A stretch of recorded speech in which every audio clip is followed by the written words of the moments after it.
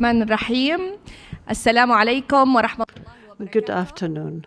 أنا سعيدة جدا أن أكون معكم والضيوف الكرام. It is my source of pleasure to welcome you to the session, The Future of Muckraking in Arab Conflict Zones. I would like to welcome the following guests. We have the first speaker, who is Ahmed Haj Hamdo, and he is a reporter in Siraj, and they work with more than 30 reporters. Ali Ibrahim, Mohammed Sidi, and Ahmed Haj Hamdo have worked with more than 30 persons, and they have worked on an article called Medical Refuse, and he is one of the candidates. We wish you all the best for the non-Arisian guests. Ahmed, we start off with you, and then we will hear the others. Ahmed, give us an idea about the situation in Syria. Yes, I shall start off immediately since I have only 5 minutes, says Ahmed. Concerning work in conflict zones, and particularly in Syria, we know that Syria has a very particular situation, even in comparison with other conflict zones. We are, as investigative journalists, face one of the most daunting challenges, which is to be objective. When we have 3 or 4 conflicting parties, we need to be objective, and they are all political parties that are in conflict, and each of them consider that we are traitors if we are only focusing on one region and neglect the other regions, because Syria is one and the same, and we have to be objective while we cover the 4 regions under the 4 influences.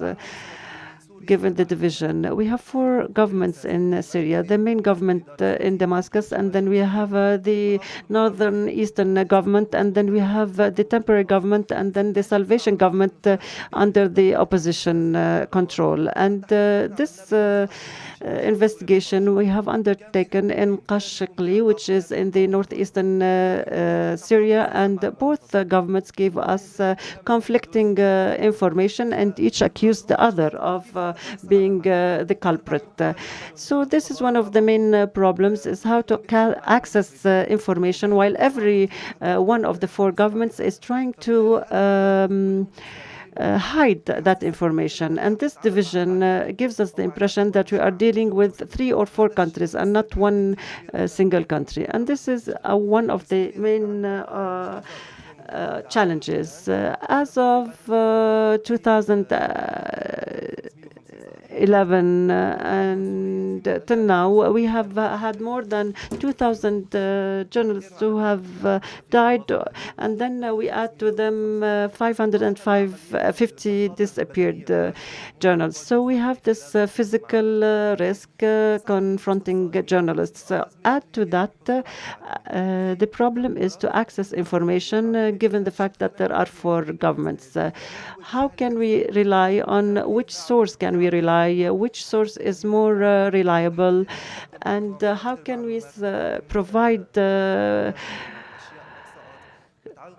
reliable data related to the story that we have covered? Add to that, we have to be objective, as I have initially said. If we are going to conduct an investigation in a certain region, others would ask us, why are you investigating here and not there? And then they will always tell us that if you come to our region, it's less hazardous, and it's not truly objective. So we are trying to hold the stick from the middle, as we say. And it is not always easy. Sometimes we feel that we are always being accused of being traitors, and that we are working for one party at the expense of other parties. So how to be objective is the most daunting challenge in front of us. Thank you, Ahmed. You have spoken for less than 5 minutes, so we can go back to you. This fact that you have division in Syria with multi-governments and that there are various parties is indeed a problem when we're talking about a very bloody area, and that there have been hundreds of journalists who have lost their life there. Jalal Uthman is our second speaker. He comes from Libya. He is the CEO and chairman of the board of the Libyan Institution for Investigative Journalism, and he has been evicted from from Tripoli to Zawiya, and he has made a lot of efforts in order to introduce investigative journalism in the media faculty of the University of Tripoli. Mr. Jalal, is the situation in Libya similar to that in Syria when it comes to investigative journalism? Microphone to the speaker. Good afternoon.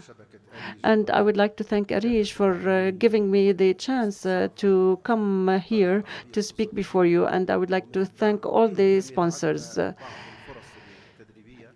We have been availed some training opportunities and some grants to some of our participants to come to conferences of ARIJ. And I would like to thank you for that. So the situation in Libya is similar to that in the situation in Libya is similar to that in Syria, because we have a division. We have a government in the east that is internationally unrecognized, but it controls the majority of the regions in the south and in the eastern, and the internationally recognized government in the western part of Libya, which is in Tripoli. And this division has led to security and political turmoil, and has made it very difficult for the legislative to pass laws that would support investigative journalism. Our institution, the LIFIJ, has been set up in 2015. And it was set up with moral support from ARIJ, and we were inspired actually by ARIJ.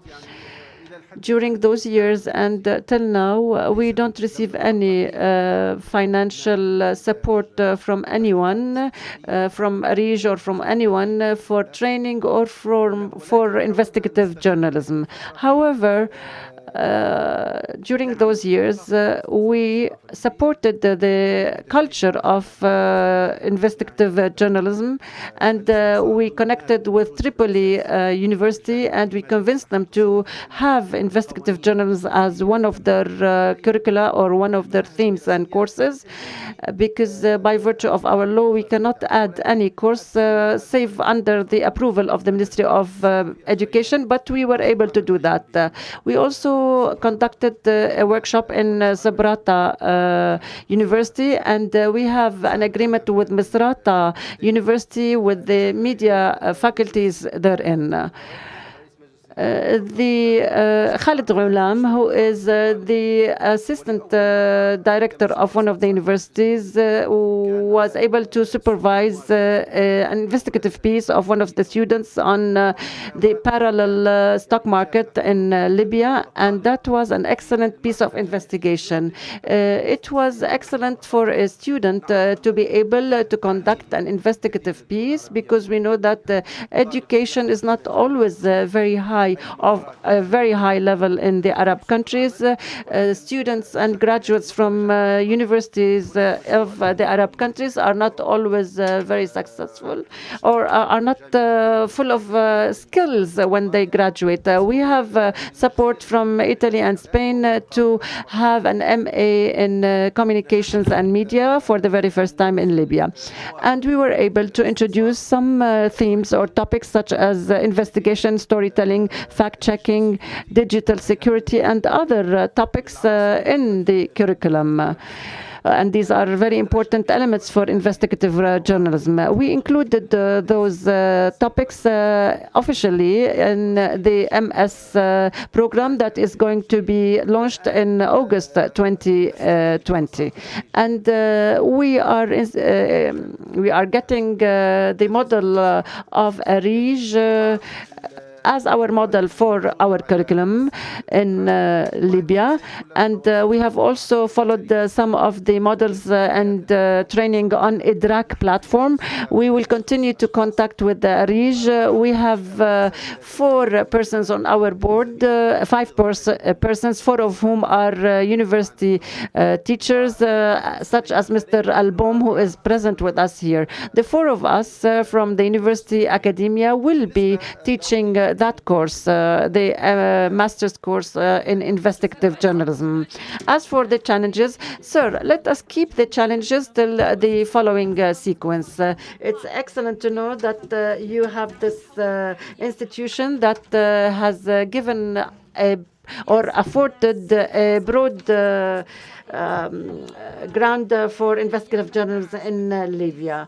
Elias Hallas is an independent investigator who has been working with ARIJ since 2015, and he has worked on transnational investigative journalism, such as Panama Papers and others. Elias, can you give us an idea about the situation in Algeria? We know that there are peaceful demonstrations and that you might not have the same challenges as in Syria and Libya, but you have your own kind of challenges. Can you give us an idea about those challenges?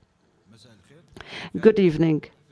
Indeed, the situation in Algeria is different than Syria, Yemen, and Libya, those countries that are in conflict zones. However, and Algeria is an easier country to practice investigative journalism. Algeria is not one of the most difficult countries to practice this kind of journalism. However, the future of journalism, investigative journalism in Algeria takes another angle related to the media institutions in Algeria. There is no will to have investigative journalism in our media institutions. The demonstrations that we have witnessing since February of this year meant that there has been unveiling of a lot of corruption in many institutions, including media institutions. I'm not going to talk about the history of media institutions in Algeria that has led to the current situation, but I can safely say that the initial model is a rental model, and in order to keep this rental economy model for the media institutions, there is a lot of self-censorship. This system has created a generation who is very dependent and is not very independent, which means that they are not very creative in their work and do not provide a very new and creative content, which means that there is a lack of confidence between the audience and the media institutions in Algeria. The main root cause for this is, as I have mentioned, the rent economy, and all the members of the media corps are very loyal to their institutions because we know that any rental economy is closely linked to the people in authority, and people don't want to lose their jobs. The journalists don't want to lose their jobs, so they do not aim at creating a very new content. I personally do not like when some people present journalists as victims incapable of conducting investigations. That is not true. We do have our space, our freedom. We can conduct work, but the fact is that we don't have sufficient training. There hasn't been any investment in the human capital, and there was no will to make any headway. These are the root causes. Maybe we have a moral crisis now. Maybe we have this to tackle before we talk about other challenges. Thank you, Mr. Rias. Yes, when you're talking about rent economy that leads to deformations in media institutions means that indeed there can be many questions raised about investigative journalism. And I agree with you that we should not always come forward as victims. No, not at all. We should take initiatives to change the situation. I will be hearing more from you when you are going to talk about transnational investigative pieces. Ahmed Al-Wasi'i from Yemen. You come from the Yemeni Network for Investigative Journalism. You have made or created a lot of documentaries, and tonight you are going to compete for an award, and we wish you all the best. Ahmed, can you give us an idea about the complex challenges in Libya? Some of them are similar to those in Libya and Syria, but others are related and special to Yemen and Yemeni investigative journalists. Can you tell us a little bit about that? Good afternoon.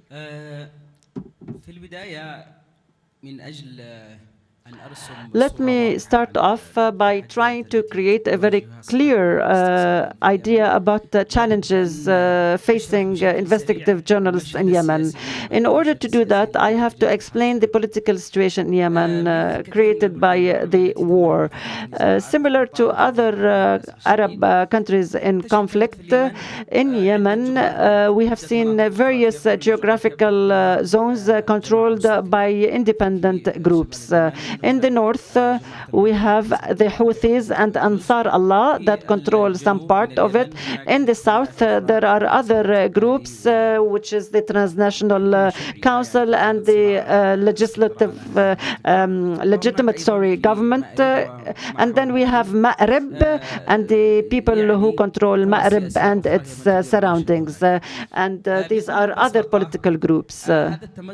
This division that is in Yemen has made the life of Yemeni journalists much more difficult, and it has impacted investigative journalists more than others because of the specificities of journalism, investigative journalism. However, I don't have time to talk about all the challenges. I will focus on some of the main challenges. The first of which, the freedom of movement. As a Yemeni journalist, it is very difficult for me to move from one region to the other.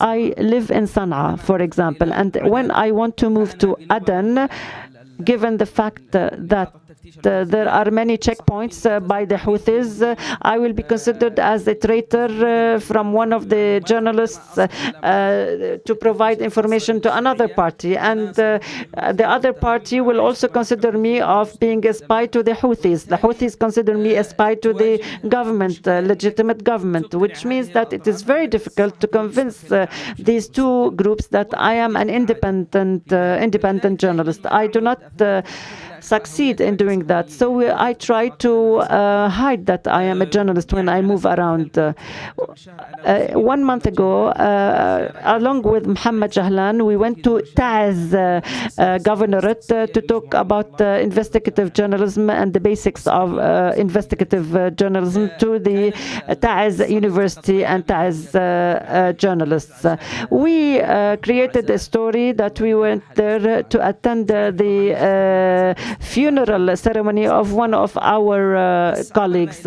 We used funeral as a pretext to have empathy. If we revealed our identities, we would not have been admitted. Not only not have been admitted, we might have been arrested, and our mobiles and our laptops would have been searched, which means that freedom of movement is very restricted. And we know that such type of journalism requires freedom of movement to gather information and to meet the sources of information. And this is really an obstacle to many of the Yemeni journalists. I don't want to paint the picture very bleakly. There are always open venues for work. We need to use our skills, our relations. There are many tools that we can use in order for us to move around. Asil Sarsari and other journals were able to conduct investigative journalism under such dire circumstances because we are determined, we are persistent, and we deeply understand our context context and the situation around us, and we try to adapt themselves with the surrounding situations and conditions. Another point, which is freedom of access to information. Access to information, I think, is a problem faced by many or most of the journalists in the Arab world. It is true that we have the right to have access to information as a law in Yemen. However, the law is not, the government is not there to implement that law. If I go to any governmental institution and try to get information about basic issues, for last year I was working on a piece of investigation about the execution of underage children accused of crimes in Yemen and Saudi Arabia. I tried to get the information about the number, but I could not get the number or statistics. They continued to ask me questions. Why do you want this information? This and that. So I had to seek that information from another NGO because the government did not give me that information. A third challenge is related to security challenges and risks. Of course, this is shared with all journalists who work in conflict zones, arrests, physical torture or physical risks, and I think that for investigative journalism, there is an additive or additional problem, which is the fact that there are people who are harmed from our investigations. If we are holding an investigation on following the trail of money and we are trailing a specific person, that person is going to be damaged. But that person is one of the powerful people or of the VIP, which means that he will represent a threat to our life. And this means that we have many problems encountered by us. Thank you very much. That was very great. Jalal, can you give us an idea about the basic challenges in Libya, the field challenges for investigative journalists in Libya? We have 4 challenges. First of which is the security challenge, and this is just like the Yemen. Libya has been divided into 3 governorates, Tabarqa in the east and Fazan and Tripoli. And in the south, there is a complete lack of security. It is under the control of neighboring African gangs, and people do not feel secure there, let alone journalists. And any person who would move from Tripoli to Benghazi, if he announces that he is a journalist, it means that he is very suicidal or she is very suicidal, because in the eastern part there is no such acceptance. All the channels from the west are blocked, and the same applies to journalists coming from the east to the west. He will also be facing a lot of challenges. We have more than 20 million light weapons in Libya. The majority of Libyans are armed people, which means that a journalist might expect at any point of time that a citizen would object to a journalist taking a picture or doing this or that, and which means that the journalist is always under threat. Another problem is that the militias that are under the control of the government prima facie, but are not really under the control of the government, but are under control of other leaders.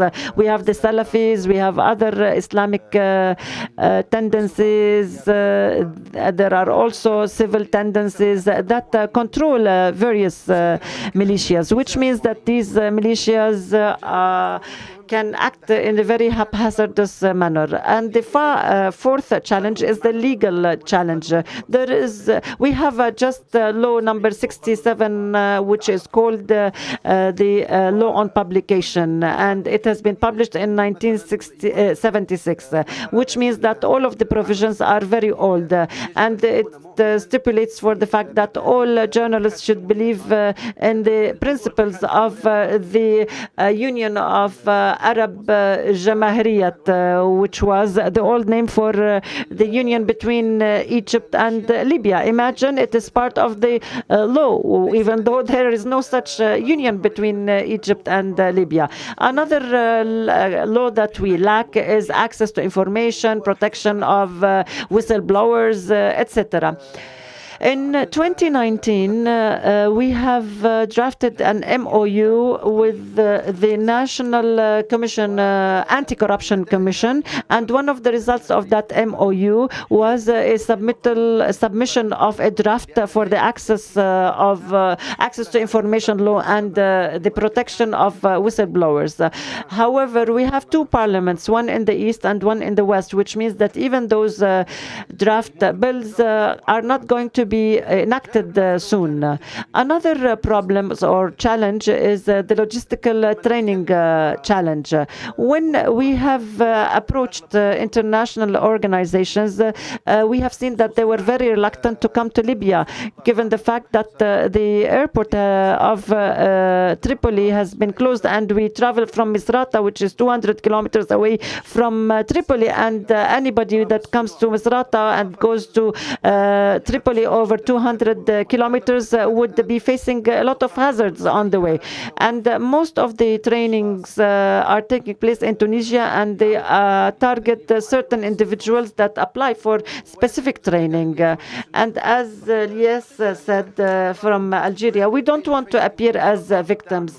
There is some support from foreign media training institutions that enable the Libyans to attend some of the workshops. SFI has supported us in attending a meeting in Hamburg for investigative journalism. IMS also and gives us some support.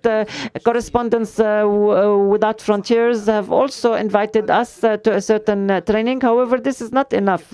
This does not correspond to our needs of the journalists in Libya. So these were four main challenges. Ahmed, you have graduated from the University of Damascus in 2015, and you have started to work with young Syrian journalists inside and outside of Syria. Do you think that they have appropriate skills to be apt and proper for the future of investigative journalism in the Arab world? Regarding the skills, unfortunately, they are below the required standards. This is something that I notice when I deal with fresh graduates. I did not work upon graduation. I worked as a student. I was a third-year student, and I worked with ARIJ. And I was relatively fortunate because ARIJ helped me and trained me and put me on the right track so that I can work. All media graduates do not have such an opportunity. First, I used to suffer that you have a structure that does not enable you to run investigative journalism. Later, we tried to develop tools that would enable the students to learn, or the graduates to learn. So they would learn by doing. And of course, the report would take double the time, and it may be more costly because it may not be successful on the first time. They would go to have an interview, they have a plan, and something else happens.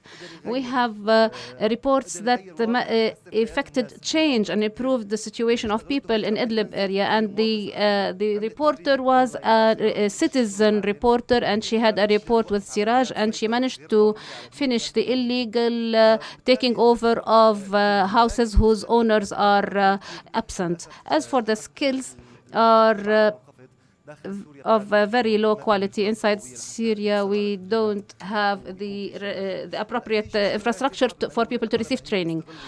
Because of my presence, I would like to take the opportunity to say something regarding risk assessment. We have a risk assessment document that consists of 4 colors: green, yellow, orange, and red. Each one identifies a certain set or level of risk. When we start by the ready idea and that we say that we can do it, I send the paper. After sending the paper, I make a contact him, and I don't consider this paper mere routine. You need to keep it with you for a week and then send it to me later and address it very seriously. You can imagine what may happen, what is the impact, what are the consequences. This way, we try to decide whether to do this report or not, or to take certain cautions. If we reach the level of orange or red, then maybe there is a problem. And out of 20 reports, after we did 20 reports, there are 2 which we have not published. We did not publish these. I don't know if they will not ever be published, or maybe they will be published later. When we decide to kill a report, maybe it is for the safety of the journalist. Yes, you worked with cross-border reports, and this proved that cross-border cooperation is very important and basic for the future. How can you elaborate on this, your experience, and how can Arab reporters to have a bigger impact in this regard? Throughout the world, cooperation is very important to produce new content. Many organizations do cross-border reports. I worked on Panama Papers and Paradise Papers. Journalists do not perceive the other journalist a competitor, but rather a partner, because there are cross-border investigations about organized crime, for example, and this requires us to cooperate with people who know the field in which they work. No matter how skillful the journalist is, if he's working in a context in which he doesn't understand the culture or the legal framework or the risks that exist in such context, if he doesn't have the appropriate networks to obtain the information, then he will waste time and resources to no avail. Hence, cooperation enables the journalist to save time, to save resources, and the outcome is usually of a better impact because the participants know their domain better than others. Did you feel that other independent Arab journalists may participate in such an experience? Yes, definitely, because they know their environment and their context. If foreign news channels are conducting such reports, they need to rely on local journalists because they know the reality better than the foreigners. Thank you. Now we open the floor for questions. We will not have any comments because we would like to have the largest possible number of questions. A good investigative report can put his comment in a question. That will be a standard. We will give 1 minute for each speaker. Please record because you may address your question to one or more speakers. And please introduce yourselves. And if you belong to a specific institution, please mention the name. There is more than one mic in in the hall. تفضل. طارق خنفر الشركة العربية للإعلام طارق خنفر from the digital news company. How can the funding not have an impact on the report? And how can the journalist control his political affiliation so that it has no impact on the report and the investigation itself? Thank you. Please introduce yourself. Yasin Zikri, I'm a journalist and a trainer. My colleague mentioned the classification of journalists. Mr. Wasi'i, I believe that this is material for an investigation in terms of the impact or the results. Classification of journalists is a division of the public opinion, of geography, because All influentials use the media to send their messages. What is your question? The question is, at this moment, as Arab journalists, we need a new discourse. The question is, do we need a new discourse?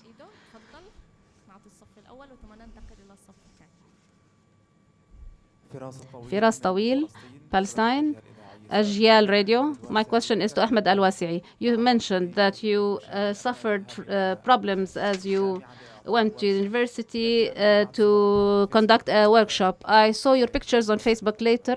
How do you explain that? Another question to ARIJ. Can you know your strategy for the next year, the main features for next year's strategy? Asad Zalzali, to the far right. Asad Zalzali from Iraq. My question is to Ahmed Wasi'i and Ahmed from Syria. I pity you for the situation that you suffer from. I would like to know how you deal with the conflict parties. How do you protect yourself? How do you deal with the parties to the conflict? You are in Sana'a, and we know the party that controls Sana'a. They may accuse you just because you are in ARIJ that you are a collaborator. How do you deal with those parties? The other side is about the future of journalism. Do you have bigger steps to deal with such parties? Thank you. You are in control with the mic. This means you want to raise a question. Your name, please. Please stand up for the camera. My name is Anwar Dahak, and the question is addressed to Mr. Ahmed and Mr. Ahmed. Regarding the Yemeni network, what is the next strategy for the Yemeni journalists, and is there a partnership with Siraj or not? Thank you. In the middle, then in the back. My name is Muntasar Hamdan. I'm a journalist from Palestine. My question is to all the speakers. Is there an official party at the Arab region that provides support for occupational safety of journalists to you or to your colleagues? The other question, if your answer is yes, what is the form of assistance that is provided? Thank you. There are two more speakers to the left. Hello, Ahmed Baydar from Yemen. My question is to Ahmed Wasi'i. Your network in Yemen, we have difficulty to find financial support. What is the possibility of providing support to the network, because it is a good network? Hello. Yaqub Hajilani from Algeria, the الجريدة الإلكترونية 70Z, the electronic newspaper 70Z. My question is addressed to Mr. Ilyas Hallas. You know the status of journalists in Algeria, particularly those who work in investigative journalism. But you know the situation of media organizations in terms of their editorial policies. How can we, as investigative journalists, achieve the status that we deserve, especially that you know the situation of investigative journalism there? To be fair to the other area, we'll take some questions from that part. Thank you. Salk Zaid from Mauritania. My question is addressed to Mr. Ilyas. Why is investigative journalism absent from Algeria? Is it because of the obstacles imposed by the government, or is it because of the weakness of the journalism, or because of the level of support to investigative journalists? Thank you. You will get the mic in few seconds, sir. Mohammed Al-Jama'i from Al-Ittihadiyya Radio in Yemen. At the beginning of the meeting, I wanted to ask, why are the investigative reports about Yemen address marginal topics and are weak? But when I heard Ahmed Al-Wasi'i speaking with fear, as if the term investigative results in fear to our colleagues in ARIJ, Yemen. We want to hear investigative reports about topics of the war in Yemen. There are many things about mistakes, about violations, and we didn't see any investigations. I would like our colleagues to be more keen on such topics. The question is, why didn't we see any investigative reports about the war in Yemen during the past 5 years of war in Yemen? We will give the voice for a woman, if there's any woman who would like to speak.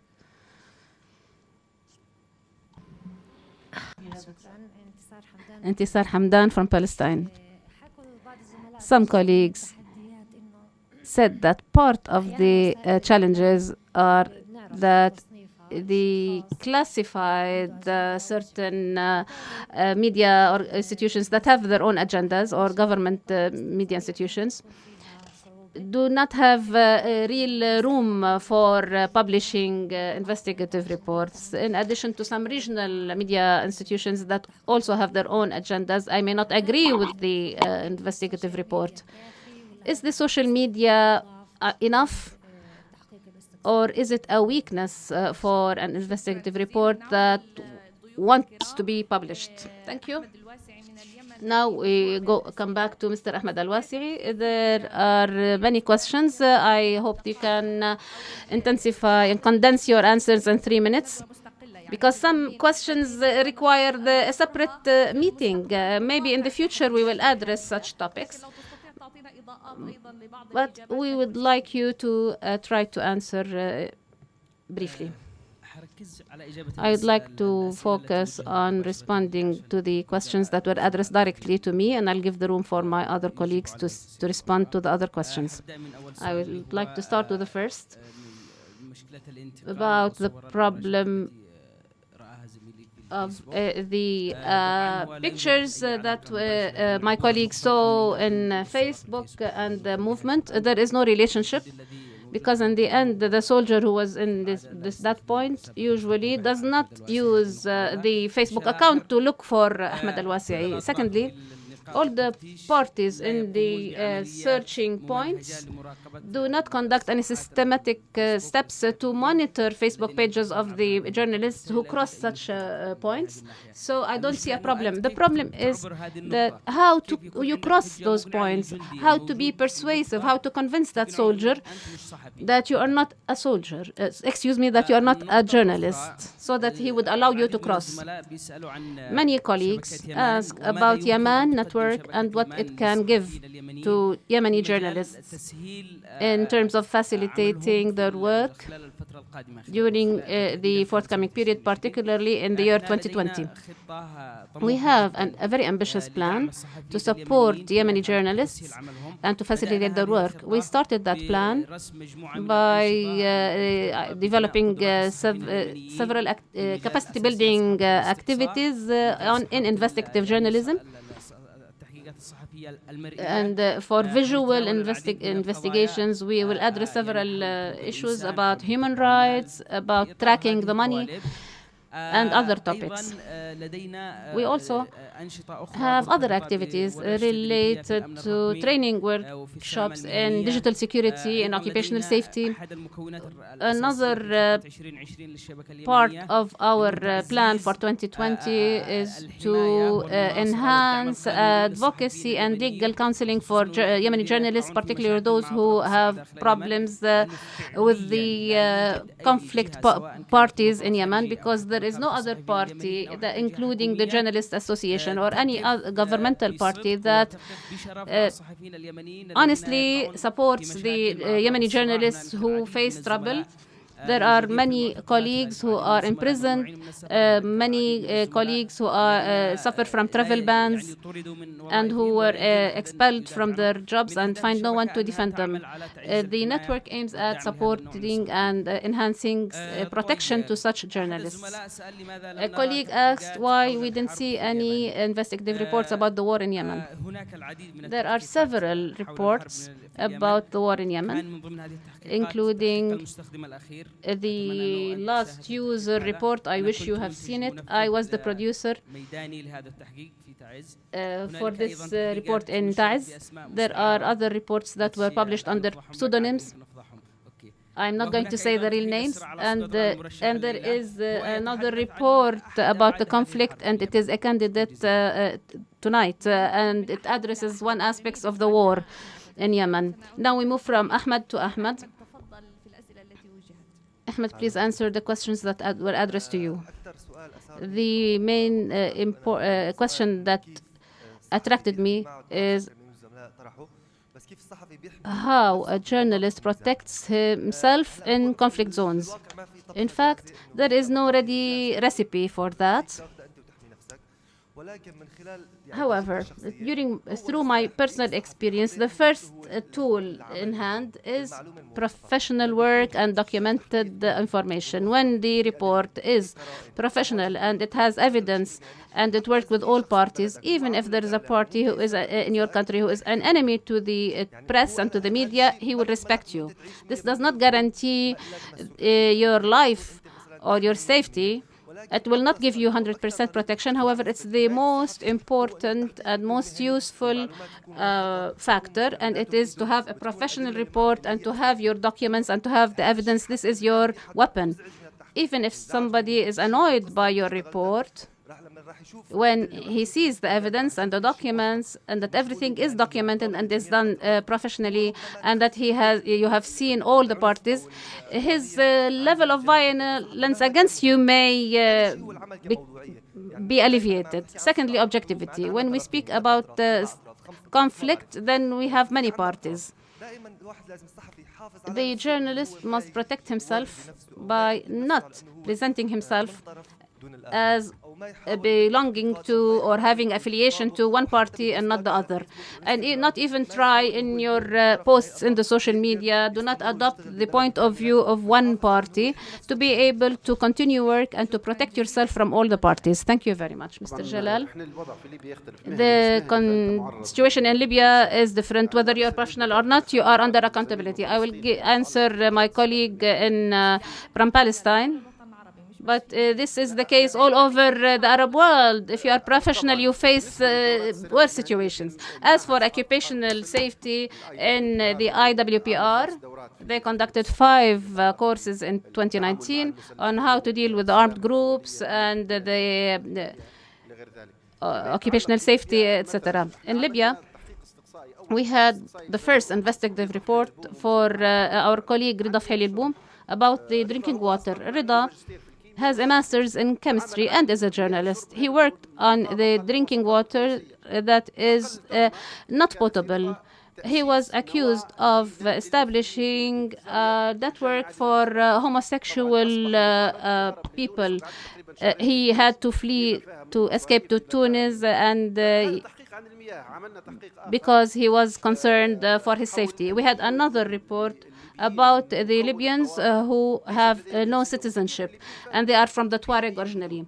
And many Libyans were surprised that there are bidun or citizen-less Libyans. Yes, there are. They cannot leave the country. They cannot go for pilgrimage. They cannot go abroad to study. They are not allowed to leave the country. They are only used as fuel for the war. The journalist Rabia Ammar, she was accused in the following manner. They produced to her a picture with the current speaker of the parliament, of the Tunisian parliament, Rashid al-Ghannouchi, and she was accused of being his lover. In addition to other stories and other bullying, our colleague Tariq Al-Houani, he is the head of the first independent agency in Libya. Please stand up, Tariq. The person who is responsible for foreign media, he referred him to the intelligence with 25 charges. His agency covers news. He doesn't work with investigative reports. If he did so, he would face even more serious charges. There is a lot of suffering in Libya. Many journalists left Libya and they are being attracted by media organizations. And the media is actually aggravating the conflict, and they have attracted the journalists, and even we have scarce human resources in Libya. All these challenges are many. Nevertheless, we try to do something. Thank you. You have 30 seconds, Ahmed. There's an idea that I'd like to explain. I did not say that if you run a professional report, then you are fully protected, but this is one of the means to raise the level of protection. Mr. Ilyas, as for the question,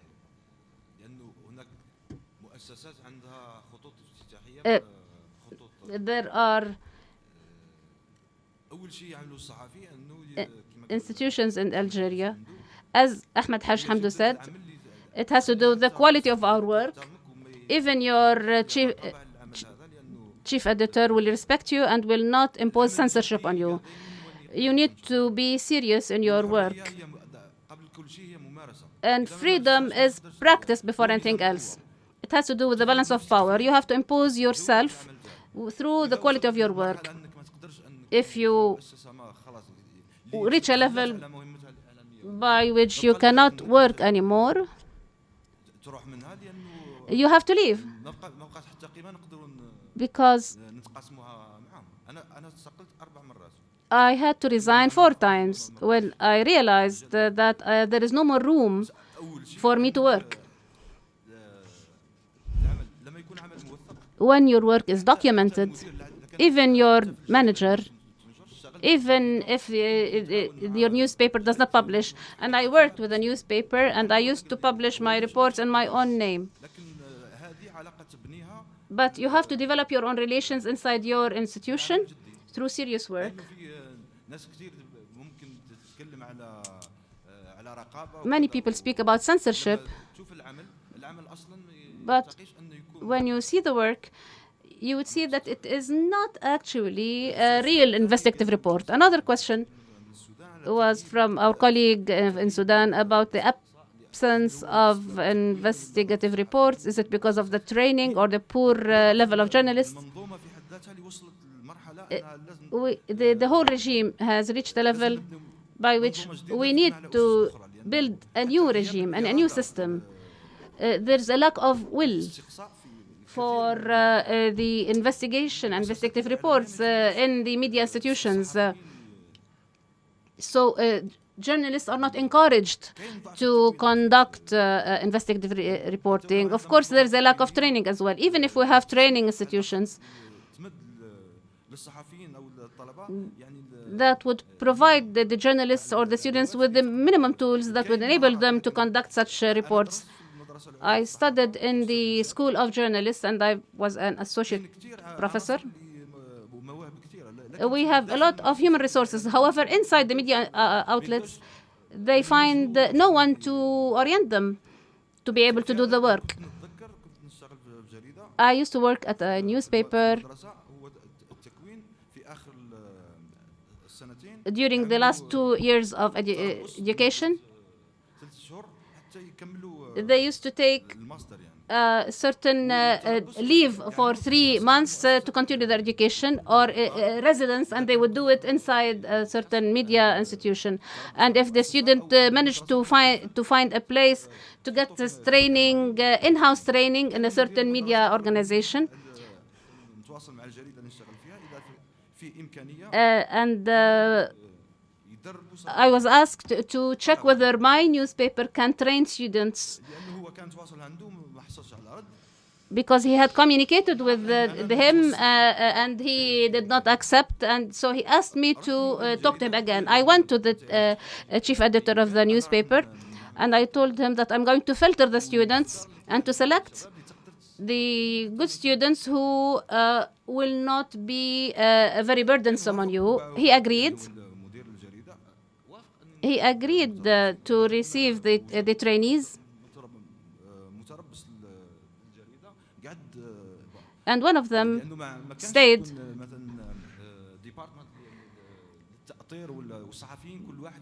because we didn't have a separate department for training, this student spent a month.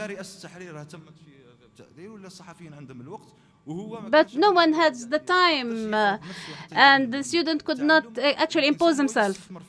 The person must invest in himself. If he wants to learn, then he will find a way to acquire the necessary knowledge.